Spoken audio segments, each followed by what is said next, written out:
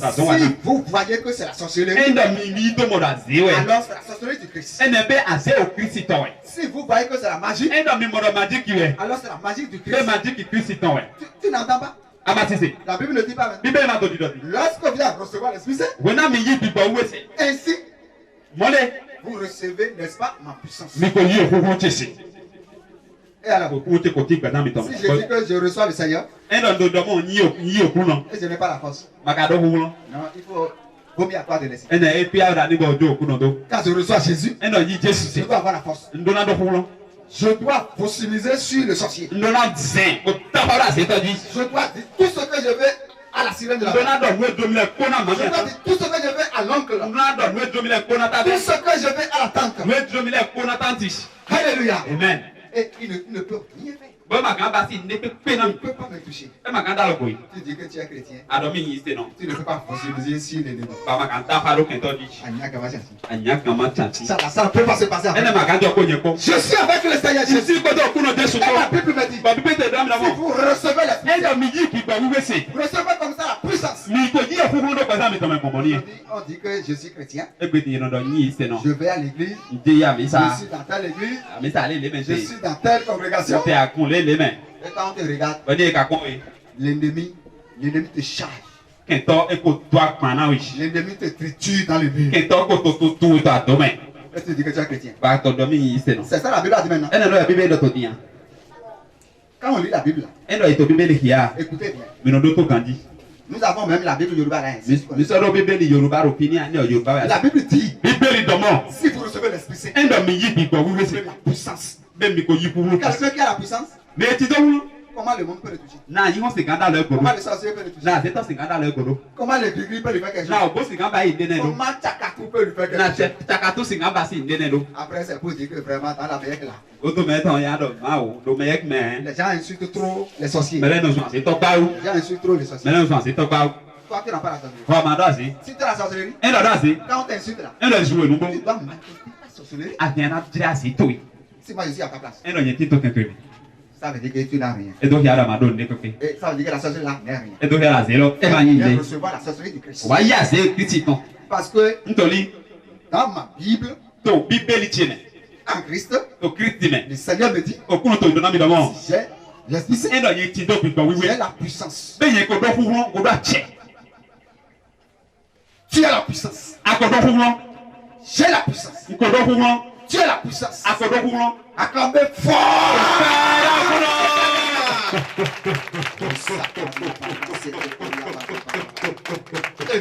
Amen. La Bible dit, j'ai la puissance. Vous devez savoir c'est quoi la puissance. Oh. C'est ça que les gens cherchent. C'est ça que les gens cherchent quand ils vont chez les sorciers prendre la sorcellerie. C'est ça que les gens cherchent quand ils parcourent les gris-gris sur gris-gris.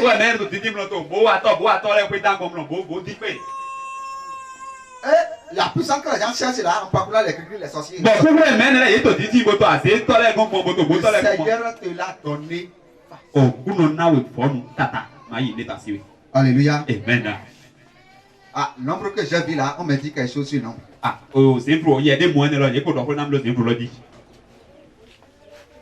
Vous savez que quand je vois, je dis. Le Seigneur me dit. La personne dont son beau-père est sorcier là.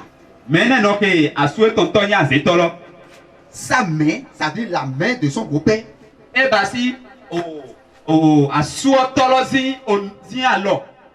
Se trouve dans la vie de son mari.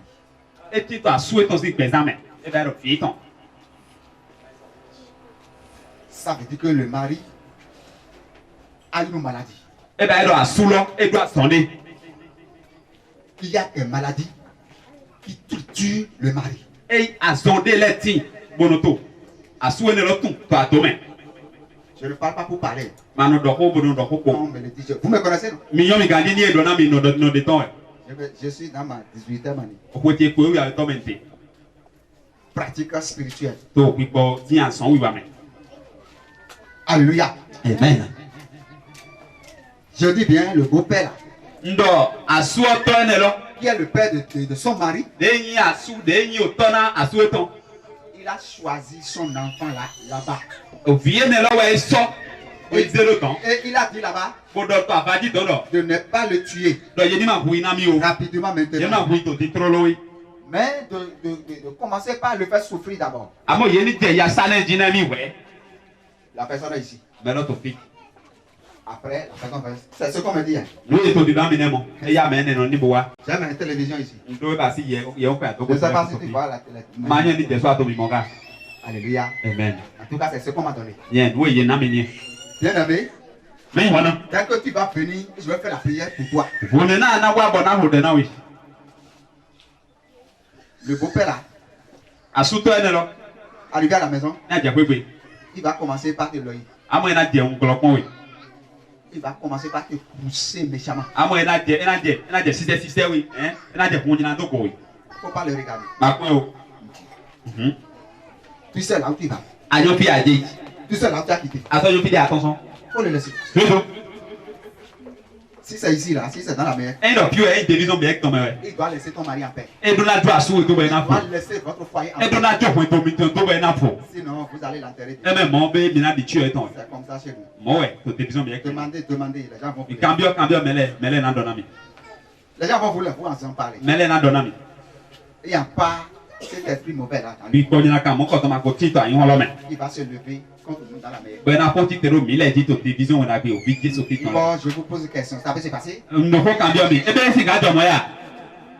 Si quelqu'un se lève pour nous faire, qu'est-ce qui se passe avec lui? Il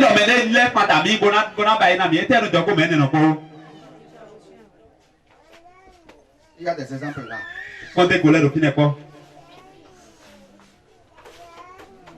Alléluia. Amen. Alors si quelqu'un voit ce que nous disons comme des blagues, il se tue lui-même dans le vie. Nous sommes en train d'évangéliser un jour. J'ai vu une femme enceinte. J'ai vu que l'enfant est ligoté dans le filet. Je ne la connais de nulle part. Et lorsque l'enfant est ligoté dans le filet,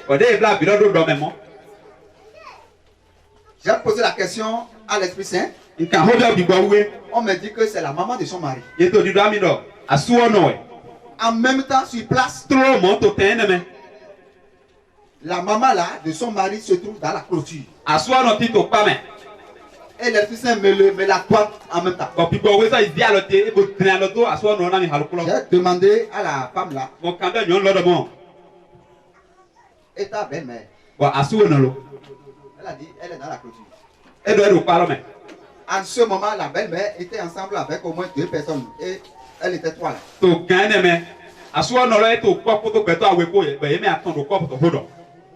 Je lui ai demandé.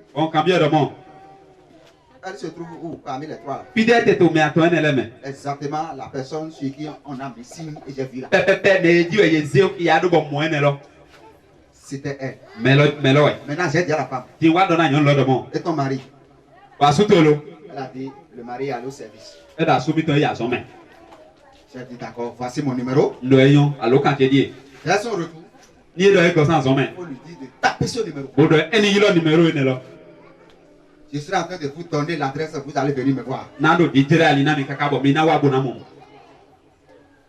ne les ai pas vus. Un mois. 2 mois. Personne ne m'a appelé. 3 mois, personne ne m'a appelé. 4 mois, personne ne m'a appelé. Sans que c'est vers 5e mois comme ça, tu vois. J'étais ici.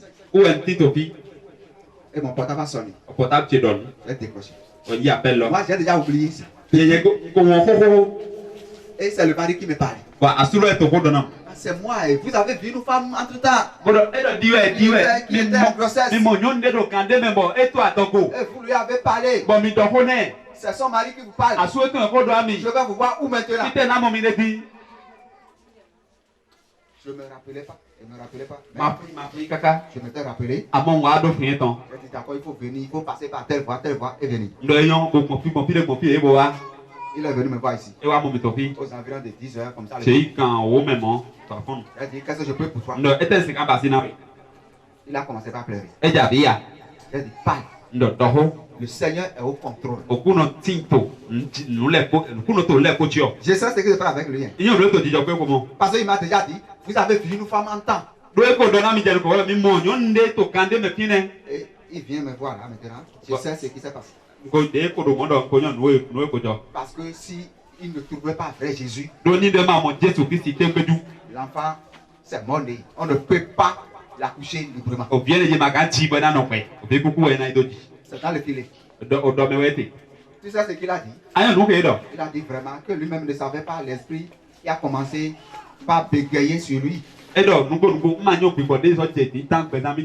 est resté à la maternité là pendant 6 semaines.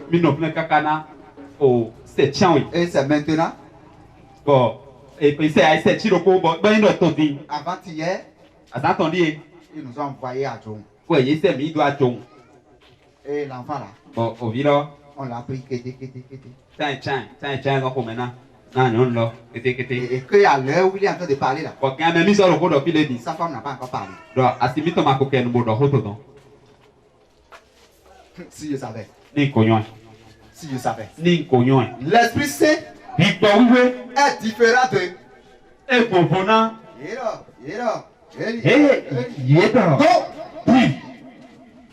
L'Esprit Saint est différent de cela. L'Esprit Saint existe. Et il continue son travail. Si tu reçois l'Esprit, tu as puissance. C'est ce que la Bible a dit. Alléluia. Amen. J'ai dit, bon, maintenant, médecin après la mort. Quand tu veux maintenant. Il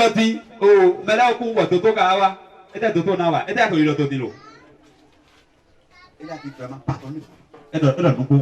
Faites quelque chose pour que ma femme parle au moins. J'ai dit, ne t'en fais pas, la femme va parler. Mais l'essentiel est encore là. Vous devez revenir. Me voir ici. Sinon, le mal est toujours. Vous tombez avec le mal à la maison. Ça veut dire que le problème est encore là. Je lui ai confié l'huile de David. Arrivé là-bas, il faut passer sur son visage, passer sur son cœur. Et j'ai déjà pris le nom, le prénom.